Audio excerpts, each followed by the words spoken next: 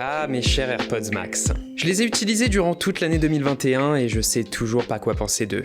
C'est toujours un plaisir de partir sur une heure d'écoute avec, et pourtant je peux pas m'empêcher de ne jamais les prendre avec moi. Je trouve toujours leur construction fascinante, et pourtant elles m'empêchent de m'en servir au quotidien. Et si les AirPods Max font bel et bien partie de la famille des AirPods, j'ai beaucoup de mal à les considérer comme tels. Bref, les AirPods Max sont un casque rempli de paradoxes, et aujourd'hui j'aimerais partager avec vous l'espèce de relation d'amour-haine que j'entretiens avec eux depuis que je les ai achetés il y a près d'un an. Vous regardez Night Tech, c'est Thomas, et aujourd'hui il est grand temps qu'on revisite les AirPods Max à l'aube de 2022.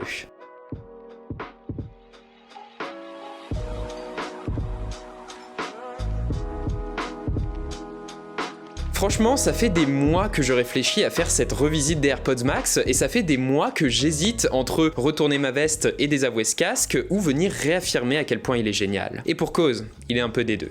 Déjà pour ce qui est de l'amour, c'est vrai qu'il est difficile de ne pas apprécier ces AirPods Max lorsqu'on les saisit. En utilisant une combinaison d'aluminium et d'acier inoxydable, Apple voulait clairement partir sur un casque pas seulement haut de gamme, mais carrément luxueux, et visiblement c'était pas qu'une façade, étant donné que les Max ont l'air d'être partis pour durer. Même après un an, on ne remarque aucune faiblesse, aucun craquement, aucune pièce qui fatigue, même son de cloche au niveau du fameux bandeau en tissu d'ailleurs, il répartit bien le poids somme toute assez important des Max, et en plus il ne s'est ni déformé ni abîmé d'une quelconque façon. À part ça, le style est bien entendu affaire de goût, mais personnellement j'en suis venu à beaucoup apprécier le côté un petit peu néo-rétro de ce casque, avec leurs grands écouteurs en rectangle arrondi. C'est imposant sur les oreilles, c'est vrai, mais la forme rectangulaire affine un peu le visage, et c'est juste assez élégant, j'aime bien perso. Et bien sûr, une fois sur les oreilles, c'est impressionnant tout ça. Le tissu des écouteurs est incroyablement confortable, les Max n'étouffent pas les oreilles, et la molette héritée de l'Apple Watch est une excellente solution pour interagir avec le volume et la lecture de ces morceaux. C'est juste infiniment plus ergonomique que de faire des espèces de gestes tactiles sur sa tempe, un peu comme un X-Men quoi. Bref, autant dans le design que dans le confort, que dans le soin au détail juste obsessionnel dont Apple a fait preuve dans la conception des AirPods Max, il est juste indéniable que c'est un casque qui s'inspire énormément de leurs autres appareils haut de gamme et de leur code, et ici il en résulte un casque avec une allure résolument luxueuse. Et justement, au fil des mois, mon expérience a été profondément affectée par ce statut d'appareil luxueux.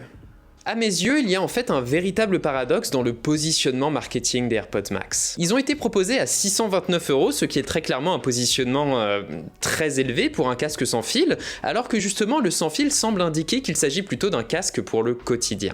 Et c'est logique, puisque le quotidien, c'est bien le propre des AirPods en tant que marque après tout. Ce ne sont pas des écouteurs réputés pour leur rendu audio, mais des écouteurs dont la praticité et l'intégration dans l'écosystème d'Apple les ont rendus incroyablement populaires pour un usage dans les transports, au boulot, en marchant dans la rue, ce genre de choses. C'est ça qui a bâti leur succès. Ce sont de petits écouteurs en plastique doués dans la fonction, pas brillants en apparence, on les maltraite au quotidien, on fourre leur petit boîtier dans une poche ou un sac à dos sans arrière-pensée. Si les AirPods marchent, c'est en partie parce qu'ils peuvent être traités comme une commodité.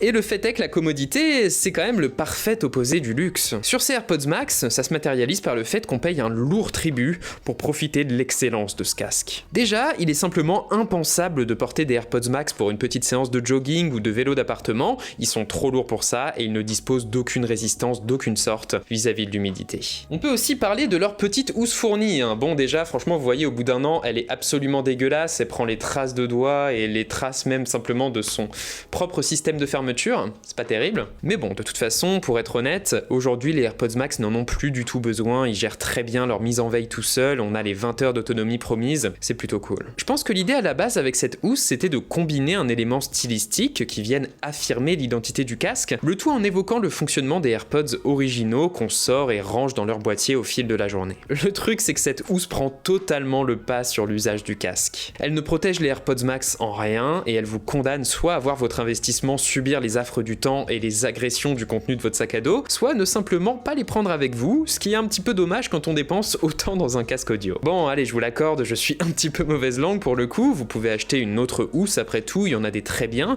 mais même là, positionnement luxe oblige, les AirPods Max ont privilégié l'intégrité de leur structure au fait de pouvoir se replier sur eux-mêmes pour gagner de la place, et du coup, Théma, la taille de la housse quoi, elle fait la taille de ma tête, hein. Faut vraiment être motivé pour prendre ces AirPods Max quoi. En fait, à partir du moment où un objet cherche à apporter de l'utilité, vouloir aussi le positionner comme étant luxueux, ça introduit un problème qui est que les attributs du luxe lui iront sans doute mal, étant donné que par définition, ils seront à la fois précieux et superflus. Est-ce que c'est le cas de tout ce qu'introduisent les AirPods Max? Pas nécessairement, il y a certains soins au détail qui sont effectivement appréciables au quotidien, mais il y en a beaucoup d'autres qui font que tu vas avoir tendance à moins te servir de tes AirPods. Mais bon, la bonne nouvelle, c'est qu'en 2022, les AirPods Max ont su trouver une forme de rédemption pour peu qu'on les laisse se détacher de l'héritage des AirPods et de leurs atours haut de gamme. Tout d'abord, il faut souligner qu'avec les Max, Apple n'applique pas la même politique tarifaire qu'avec ses appareils professionnels ou ultra premium. Les Max sont en fait traités de la même façon que n'importe quel AirPods, ces revendeurs étant autorisés à régulièrement casser leur prix. Aujourd'hui, leur tarif semble fixé aux alentours des 500 € avec des incursions régulières autour des 450, notamment sur Amazon. Et à ce tarif,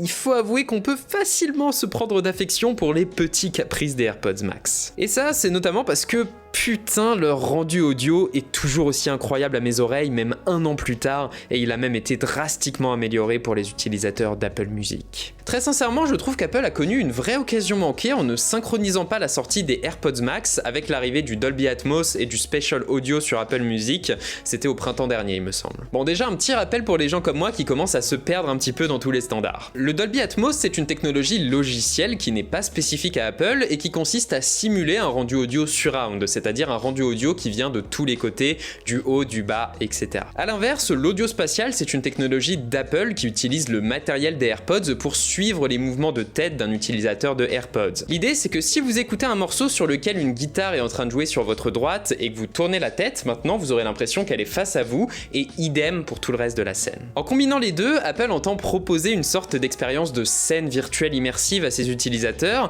et il faut l'avouer, c'est bien les AirPods Max qui exploitent le mieux ces fonctionnalités. Sur les morceaux et les films adaptés, on se sent beaucoup plus impliqué dans l'expérience, le son semble devenir plus naturel, déjà parce que la scène devient plus large, mais également parce qu'elle réagit à nos mouvements à la manière de n'importe quelle source sonore dans la réalité.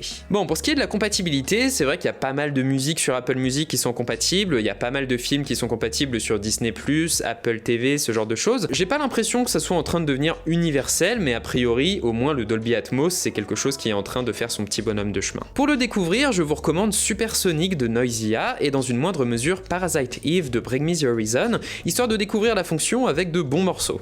Et vraiment, ça m'a fait du bien de redécouvrir le fait de me perdre dans mes morceaux, et rien que pour ça, je remercie les Max et le fameux traitement apporté par les deux puces H1 d'Apple. Et d'ailleurs, se perdre dans ces morceaux, c'est d'autant plus simple quand on a une des meilleures réductions de bruit du marché, un détail absolument pas négligeable pour les franciliens, et un mode transparence qui est toujours le plus naturel que je connaisse. Donc voilà, ces AirPods Max, ils ont leurs défauts, ils sont pas forcément pratiques tous les jours, ils peuvent même être chiants et trop ostentatoires au quotidien, c'est vrai, mais quelque part, entre leurs nouvelles fonctionnalités, les joies de la transition instantanée d'un appareil à l'autre, et la satisfaction procurée par ses courbes, sa construction et son nouveau tarif, on va pas se mentir, ouais, je peux comprendre qu'on puisse craquer, et effectivement, a priori, Apple n'a pas prévu de les remplacer de sitôt, donc bon. Et c'est aussi vrai qu'un an après, on peut affirmer que les AirPods Max n'auront pas réussi à réitérer l'exploit des AirPods, qui auront quand même réussi à multiplier par facilement 3 ou 4 le montant que le grand public est prêt à dépenser pour des écouteurs. Mais quelque part, peu importe, puisque le grand public n'a peut-être que faire d'écouteurs au format casque. À la place, les AirPods Max se contentent d'être une solution de niche pour tous les individus qui se trouvent à l'intersection entre le fait d'être un fan d'Apple, ou d'apprécier la marque tout du moins, et d'être un passionné de son. Si c'est votre cas et que vous êtes bien conscient de ses défauts, et bah pour 450-500 €, je ne peux que vous les conseiller en 2022. Mais voilà, c'était Nighttech, c'était Thomas, j'espère que cette petite revisite vous aura plu, j'espère qu'elle vous aura éventuellement aidé, et si c'est le cas, comme d'habitude, vous savez quoi faire les gens, le j'aime, le commentaire, l'abonnement et le partage. C'est ce qui fait grandir notre toute petite chaîne, c'est grâce à vous et je vous en remercie. Et moi je vous dis à la prochaine tout simplement. Allez, salut.